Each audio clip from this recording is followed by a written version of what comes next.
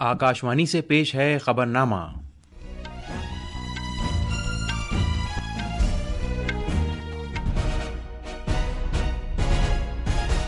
आदाब। खबरनामे के साथ मैं ज़मीर रज़वी। सबसे पहले इस वक्त की सुर्खियाँ।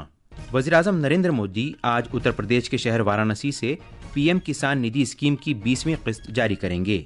वो 9 करोड़ 70 लाख से ज़्यादा किसानों को 20,500 करोड़ रुपए तकसीम करेंगे।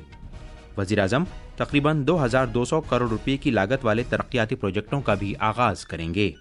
मरकज़ी वज़ीर अश्विनी वैष्णव ने कहा है कि त्योहारों के दिनों में मुसाफिरों की भीड़ भाड़ से निमटने के लिए 73 रेलवे स्टेशनों पर स्टेशन डायरेक्टर को मौके पर ही भीड़ को मुंतशिर करने से मुताल्लिक़ फैसला लेने के इख्तियारात दिए जाएंगे। अमेरिकी सदर डोनाल्ड ट्रंप ने 2 न्यूक्लियाई आबदोजों को तैनात करने का हुक्म दिया है। इससे पहले रूस के साबिक़ सदर दिमित्री मेदवेदेव ने धमकी आमेज रायज़नी की थी। भारतीय खातून पहलवानों ने यूनान के शहर एथेंस में 17 साल तक की आलमी चैंपियनशिप में सोने के 2 तमगों समेत 6 तमगे हासिल किए हैं। उन्होंने अमेरिका को शिकस्त देकर चैंपियन ट्रॉफी भी हासिल की है। और क्रिकेट में लंदन में एंडरसन तेंदुलकर ट्रॉफी के आखिरी टेस्ट के दूसरे दिन का खेल खत्म होने तक भारत ने इंग्लैंड के खिलाफ दूसरी इनिंग्स में 52 रन से सबकत हासिल कर ली है।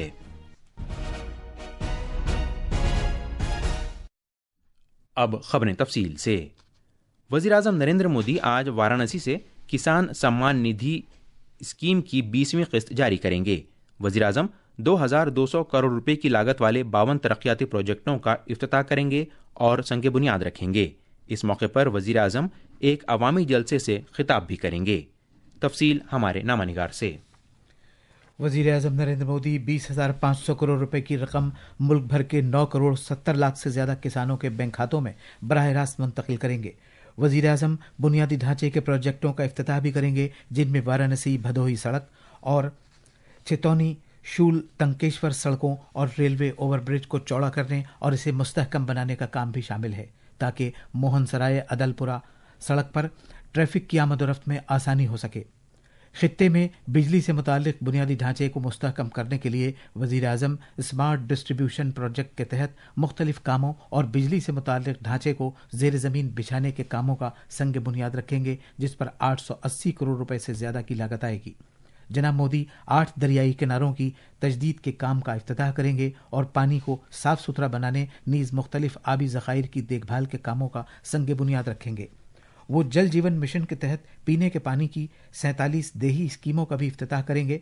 इसके अलावा जनाब मोदी, जो वाराणसी के मेंबर पार्लियामेंट भी हैं, तालीम, हिफ्ज़ान सेहत, सियाहत और सकाफती विरसे से मुताल्लिक बहुत से नए प्रोजेक्टों का भी आगाज़ करेंगे।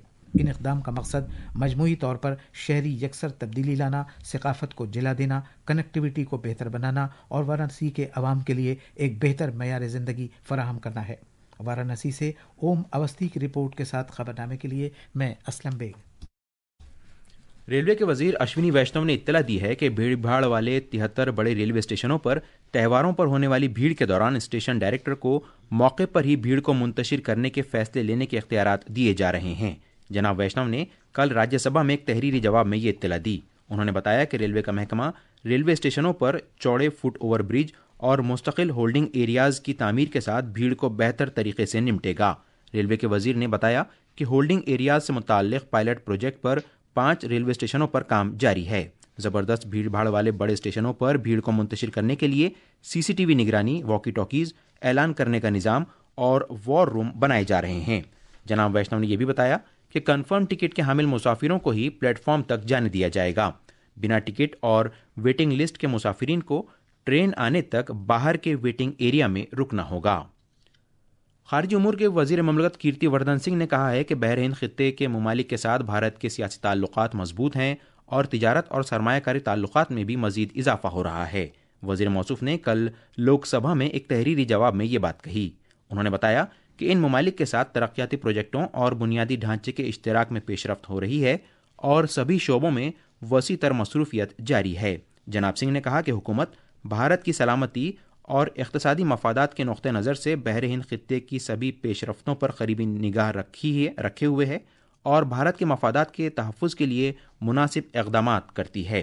वज़ीर मौसूफ ने मज़ीद कहा कि खित्ते के ममालिक के साथ भारत के ताल्लुकात जामे और देरीना हैं, जो मेरिट की बुनियाद पर कायम हैं और वो उन ममालिक के किसी तीसरे मुल्क के साथ ताल्लुकात से आज़ाद हैं। جناب سنگھ نے کہا کہ سری لنکا، مالدیپ اور موریشیس جیسے ملکوں کو بھارت کی پڑوس مقدم پالیسی اور مہاساگر ویژن میں مرکزی حیثیت حاصل ہے۔ ڈبلن میں واقع بھارتی سفارت خانے نے آئرلینڈ میں سبھی بھارتی شہریوں کو اپنے تحفظ سے متعلق ضروری احتیاط برتنے اور کم آمد و رفت والے اوقات میں سنسان علاقوں میں جانے سے گریز کرنے کا مشورہ دیا ہے۔ کل جاری کی گئی ایڈوائزری کے مطابق سفارت خانے نے کہا ہے کہ حالیہ دنوں میں آئرلینڈ میں بھارتی شہریوں پر حملوں کے واقعات میں اضافہ ہوا ہے۔ اس معاملے میں سفارت خانہ آئرلینڈ حکام کے ساتھ رابطے میں ہے۔ یہ خبرنامہ آکاش وانی سے نشر کیا جا رہا ہے۔ امریکی صدر ڈونلڈ ٹرمپ نے کہا ہے کہ انہوں نے 2 نیوکلیائی آبدوزوں کے بارے میں حکم دیا ہے کہ انہیں موزوں خطوں میں تعینات کر دیا جائے۔ ان آبدوزوں کو روس کے سابق صدر اور روس کی سیکیورٹی کونسل کے موجودہ نائب سربراہ دمیتری میدویدیو کی رائے زنی کے جواب میں تعینات کیا جائے گا۔ سوشل میڈیا پوسٹ میں صدر ٹرمپ نے کہا کہ انہوں نے یہ قدم روس کے سابق صدر کے انتہائی اشتعال انگیز بیانات کی بنیاد پر اٹھایا ہے اور کہا ہے کہ کہیں یہ بیانات اشتعال انگیزی سے بڑھ کر نہ ہوں۔ انہوں نے زور دے کر کہا کہ الفاظ زیادہ اہم ہوتے ہیں اور ان کی وجہ سے کبھی کبھی بے ارادہ نتائج بھی ظاہر ہو جاتے ہیں۔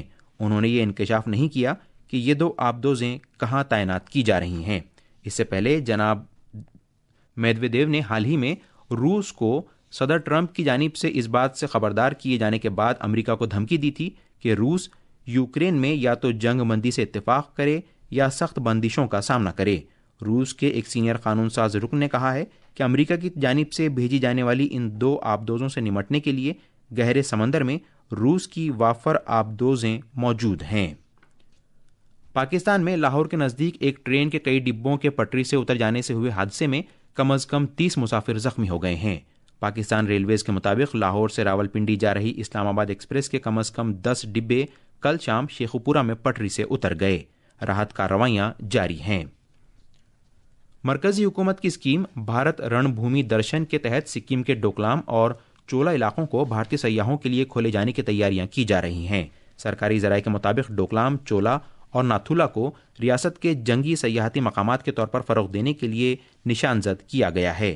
ناتھولا پہلے سے ہی مقبول سیاحتی مقام ہے، جبکہ چولا اور ڈوکلام کو فوج اور دیگر اداروں کے ذریعے ترقی دی جا رہی ہے۔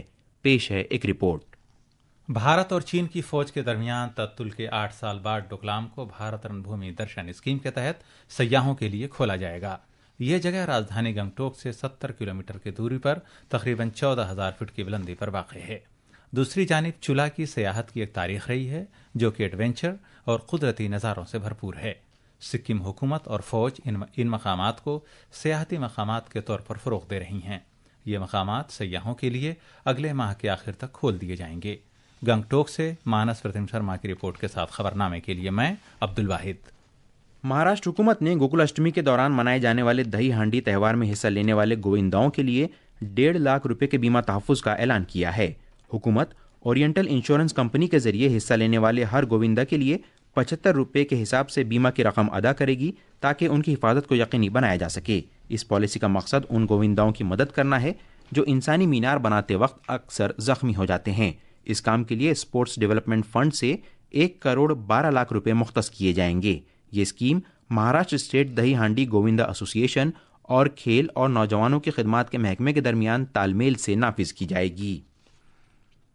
مہاراشٹر کی خواتین اور بچوں کی بہبود کی وزیر ادیتی تٹکرے نے اعلان کیا ہے کہ سرکار 8 اگست کو رکشا بندھن کے موقع پر لاڑکی بہن یوجنا کے تحت اہل خواتین کو 1500 روپے کی جولائی کی قسط تقسیم کرے گی۔